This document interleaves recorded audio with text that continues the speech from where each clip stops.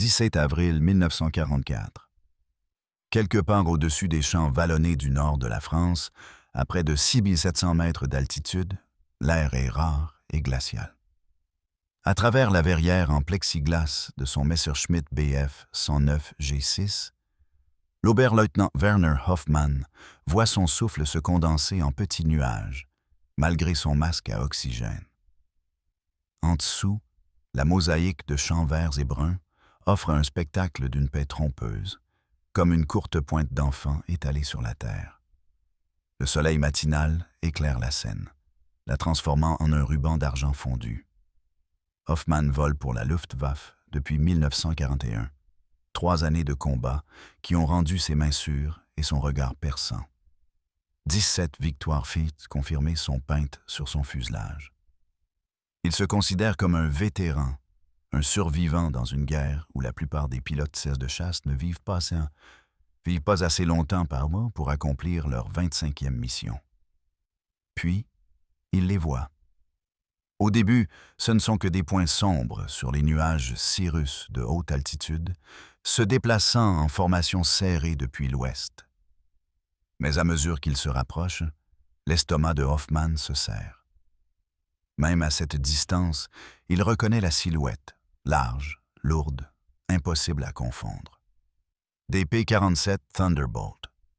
7 d'entre eux, volant en une formation lâche en doigts écartés, avec 3 appareils supplémentaires en couverture supérieure. Le coéquipier de Hoffmann, un jeune pilote nommé Klaus, qui n'est au combat que depuis 6 semaines, signale les cibles avec excitation à la radio. Sa voix crépitait d'une impatience due à son inexpérience. Hoffmann ne répond pas immédiatement. Il calcule. Il se souvient. Il pense à la dernière fois qu'il a engagé un Thunderbolt, il y a 3 mois, lorsque son escadron a perdu 4 avions en moins de 10 minutes. Il pense à Franz, dont le 109 s'est désintégré comme du papier de soie, lorsque les 8 mitrailleuses américaines ont trouvé leur cible. Il pense à la survie. Hoffmann actionne sa radio et donne un ordre qui aurait été impensable 2 ans plus tôt. Rompez. Trouvez d'autres cibles. Ce moment, cette décision calculée d'éviter l'engagement, représente une transformation fondamentale dans la guerre aérienne en Europe. Au printemps 1944, les pilotes de chasse allemands, jadis les guerriers des airs les plus redoutés du monde, avaient développé une aversion presque instinctive à engager le Republic P-47 Thunderbolt au combat.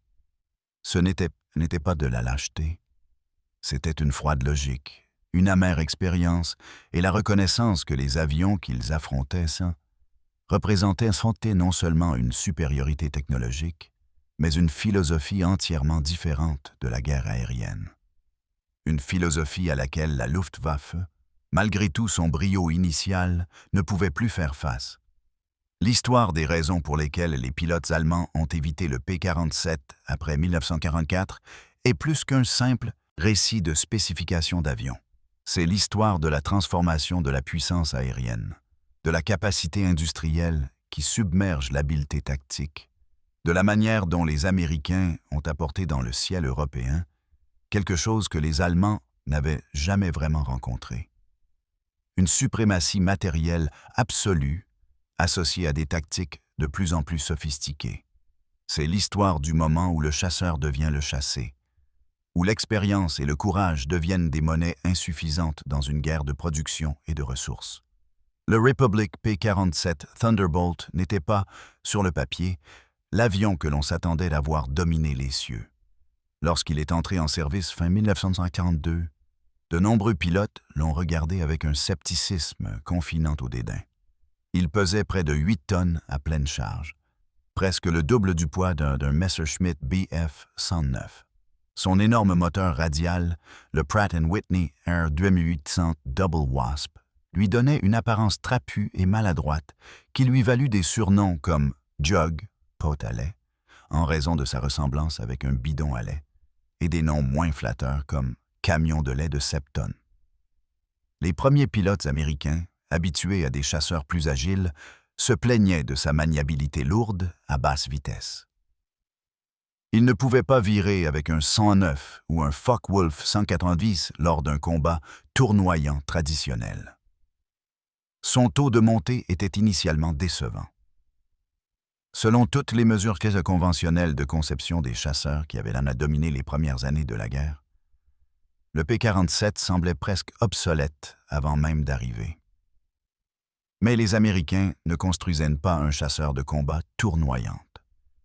Ils construisaient quelque chose de tout à fait différent, une brute, un marteau, un instrument de force écrasante conçu pour un type de guerre différent.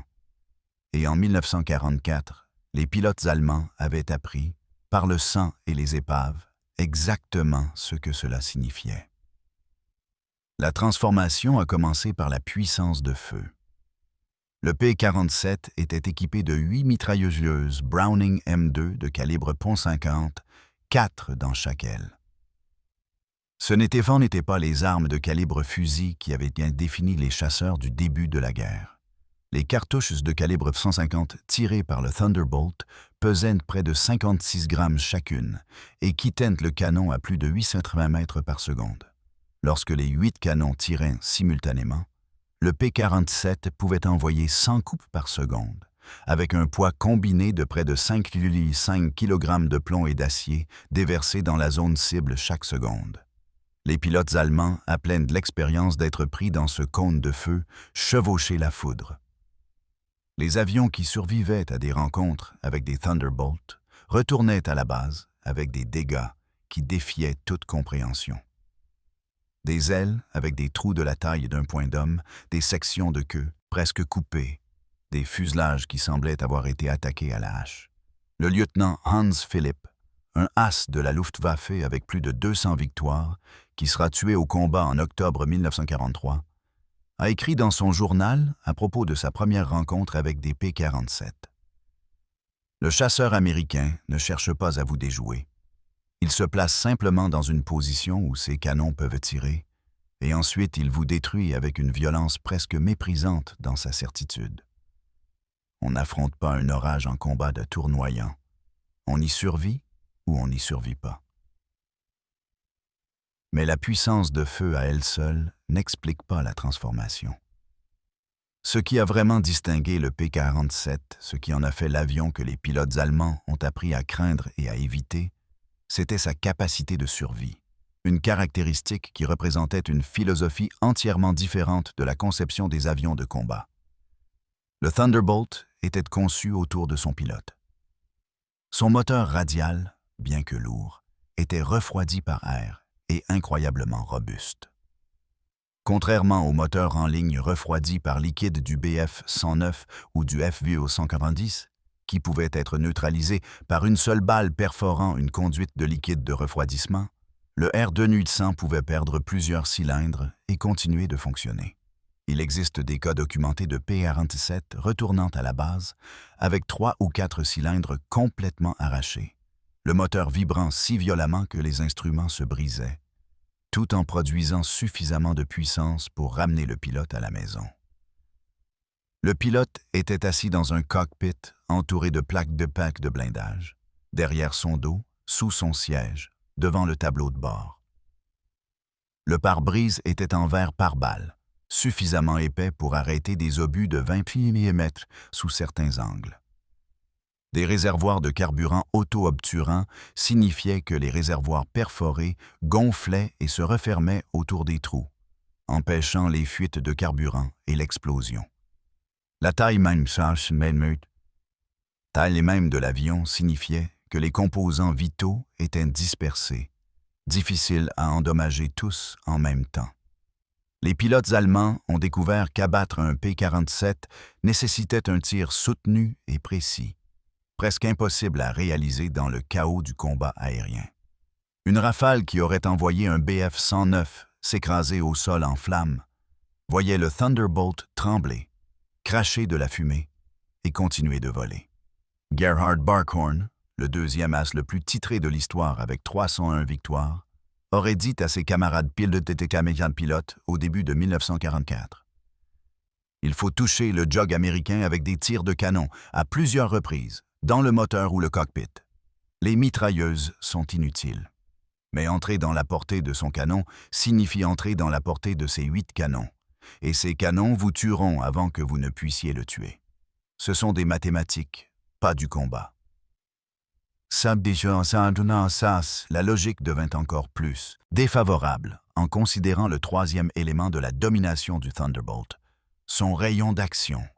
Au début de 1944, avec l'ajout de réservoirs largables, les P-47 pouvaient escorter les bombardiers loin en Allemagne et avoir encore du carburant pour le combat. C'était révolutionnaire. Pour la première fois de la guerre, les intercepteurs de la Luftwaffe ne pouvaient-ils ne plus simplement attendre que les chasseurs alliés atteignent les limites de leur endurance et fassent demi-tour. Les Américains pouvaient rester. Ils pouvaient patrouiller. Ils pouvaient chasser. L'impact psychologique de cela ne peut être sous-estimé. Les pilotes de chasse allemands, qui avaient contrôlé le tempo et les conditions d'engagement pendant le début de la guerre, se sont soudainement retrouvés incapables de choisir quand et où combattre. Les P-47 apparaissaient au-dessus de leurs propres aérodromes, mitraillant les avions au sol pendant le décollage et l'atterrissage. Les moments les plus vulnérables de tout vol.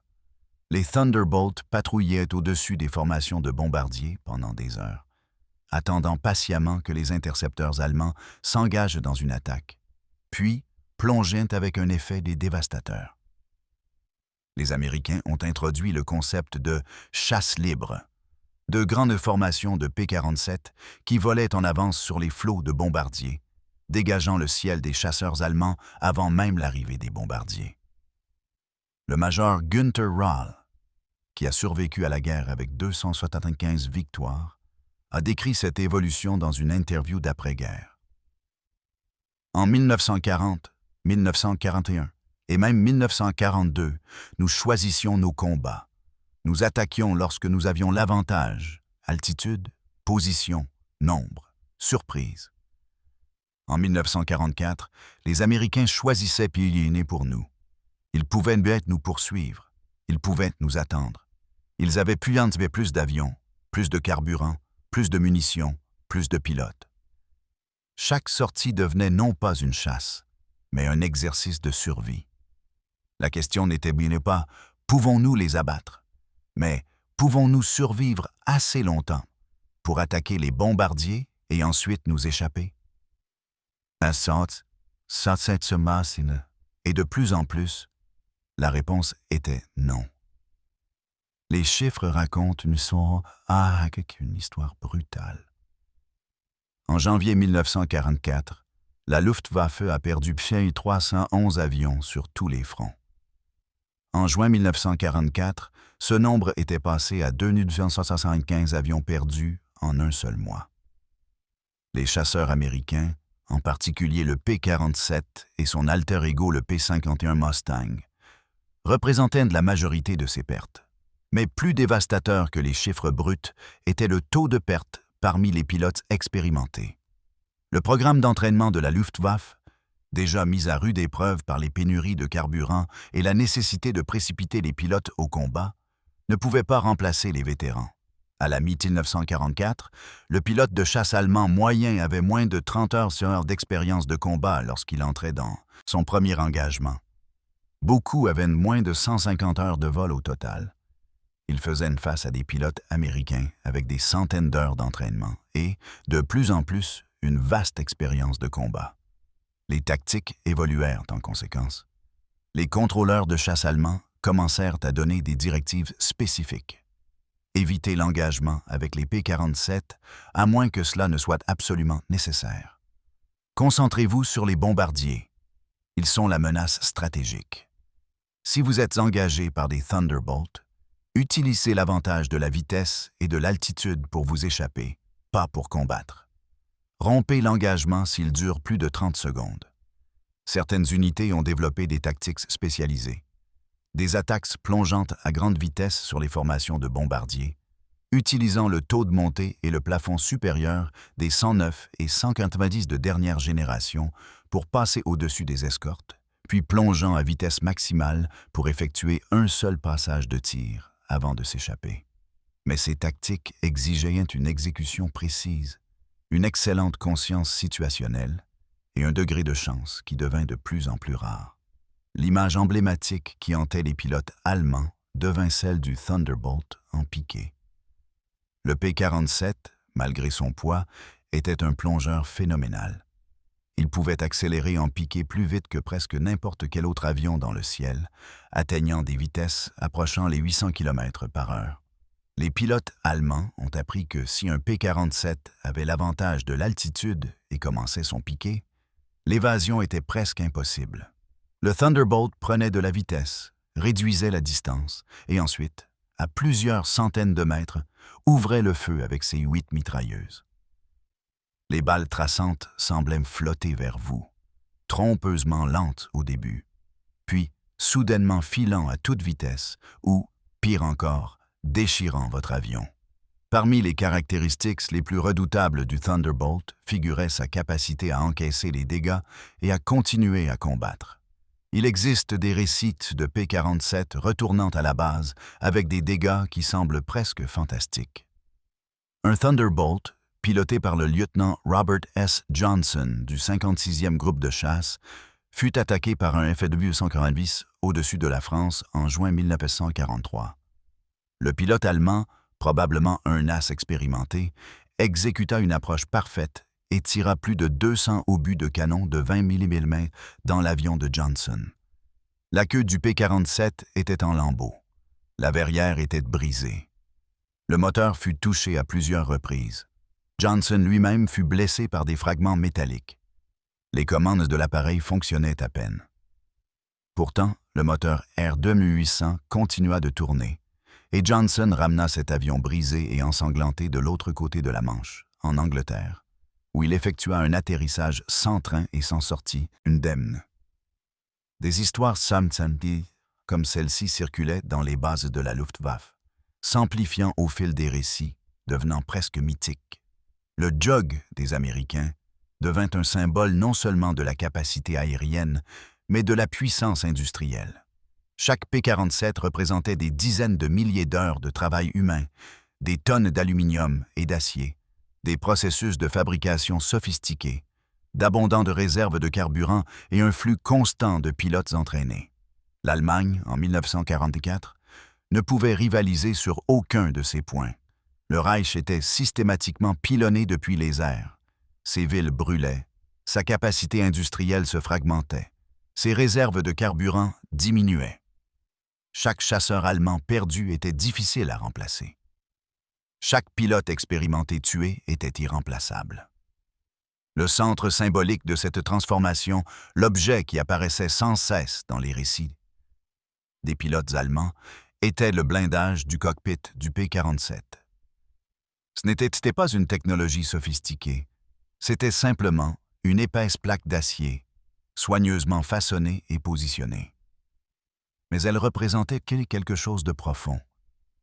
La philosophie américaine selon laquelle la vie d'un pilote était précieuse, qu'elle méritait d'être protégée, d'être ramenée à la maison. La Luftwaffe avait aussi du blindage, mais jamais dans la même mesure, jamais avec la même priorité.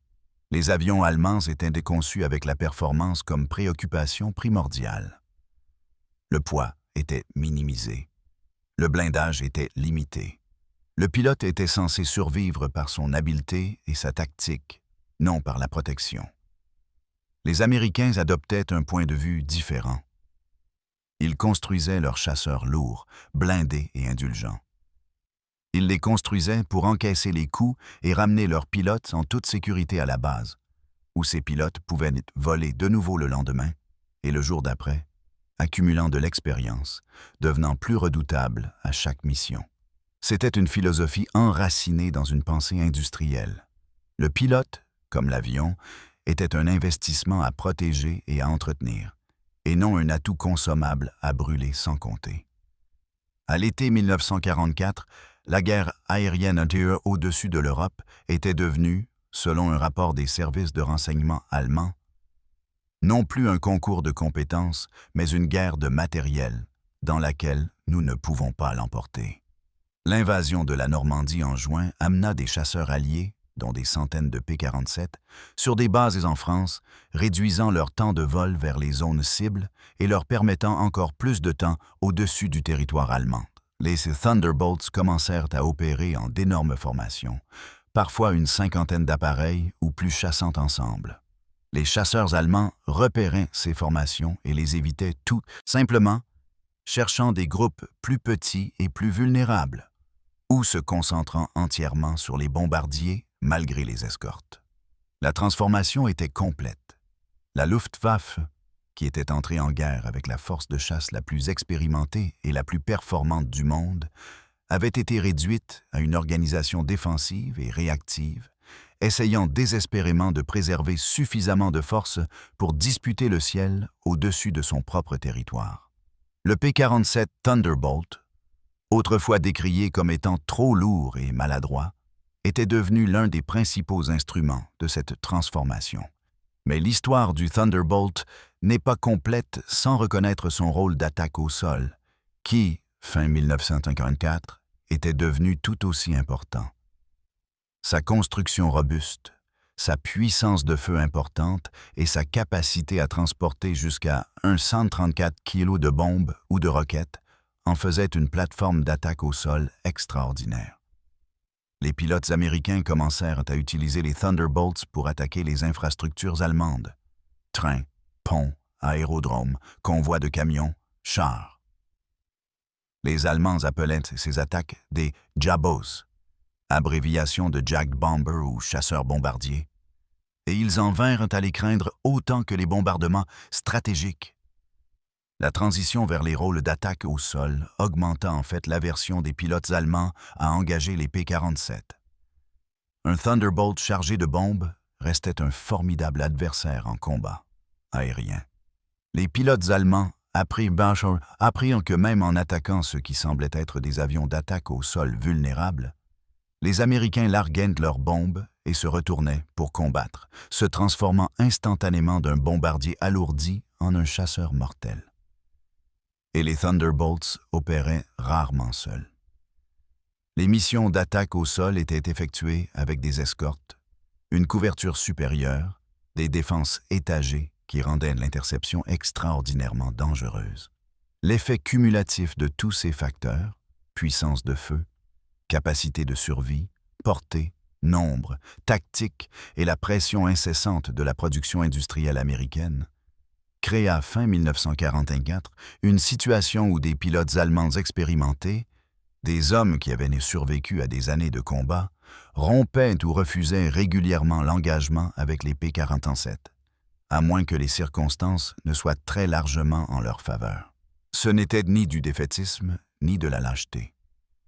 C'était la réponse rationnelle de professionnels expérimentés, reconnaissant des chances impossibles.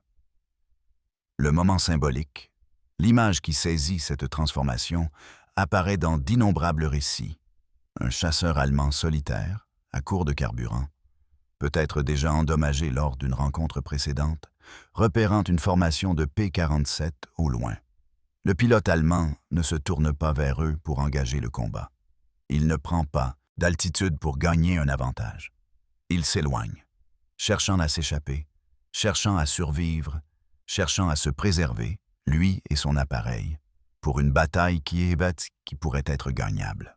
La Luftwaffe agressive et confiante de 1940, qui avait recherché et détruit ses ennemis avec une supériorité presque désinvolte, était devenue en 1944 une force qui mesurait le succès non pas en victoire, mais en survie, rentrer à la base, vivre pour voler un autre jour, préserver suffisamment de force pour contester la prochaine attaque. Les Américains continuèrent de construire des Thunderbolts. À la fin de la guerre, Republic Aviation avait produit 1586 P-47, plus que tout autre chasseur américain, à l'exception du P-51 Mustang. Ils ont servi en Europe, dans le Pacifique, en Méditerranée, en Chine. Ils ont volé du début de leur déploiement opérationnel fin 1942 jusqu'à la fin de la guerre, en août 1945. Ils ont abattu 3752 avions ennemis en combat aérien, en Europe seulement. Ils ont détruit des milliers de bases de locomotives, de véhicules et de structures lors de missions d'attaque au sol. Et ils ont ramené leurs pilotes et mots à la maison, encore et encore, à travers la DCA. Les attaques de chasseurs, les pannes mécaniques, les intempéries. Le taux de survie des pilotes de P-47 était significativement plus élevé que celui des pilotes d'autres types de chasseurs. Un témoignage de la philosophie de conception fondamentale de l'appareil. Pour les Allemands, qui ont survécu à la guerre, le P-47 est resté un symbole de la transformation dont ils avaient été témoins. Le moment où l'excellence tactique est devenue insuffisante, où le courage et l'habileté individuelle ne pouvaient plus vaincre la puissance industrielle et l'abondance matérielle. Dans les interviews et les mémoires d'émirs d'après-guerre, les pilotes allemands parlent du Thunderbolt avec un mélange de respect et de quelque chose qui s'apparente à de la sidération. Non pas la sidération de l'admiration, mais celle de quelqu'un qui a été témoin d'une force irrésistible et a survécu à son passage. Johannes Steinhoff, un as de la Luftwaffe qui a volé tout au long de la guerre et a survécu pour devenir général dans l'armée de l'air allemande d'après-guerre, l'a peut-être formulé le plus clairement dans ses mémoires. Nous combattions des pilotes en 1940. En 1944, nous combattions des usines, des raffineries de pétrole, les chaînes de montage de Détroit et les chantiers navals dans ce chantier naval d'Amérique. On ne peut pas abattre une usine avec un avion de chasse. Le Thunderbolt n'était pas seulement un avion, c'était un symbole de la puissance industrielle américaine, et cette puissance était quelque chose que nous ne pourrions jamais égaler, quelle que soit notre habileté, quel que soit le courage de nos pilotes. La guerre fut perdue dans le ciel au-dessus de l'Allemagne, non pas par manque de courage, mais par manque de tout le reste. Le soir du 17 avril 1944, l'Oberleutnant Werner Hoffmann est de retour à son aérodrome, son Messerschmitt 109 garé dans un abri, ses mains tremblant encore légèrement de la mission.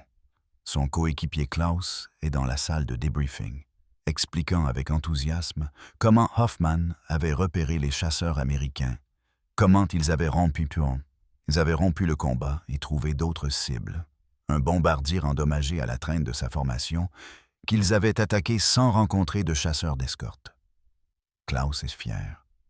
Il pense qu'ils ont fait des dégâts. Il ne comprend pas encore que la décision de Hoffmann d'éviter les Thunderbolts, de chercher une proie plus facile, marque la fin de quelque chose.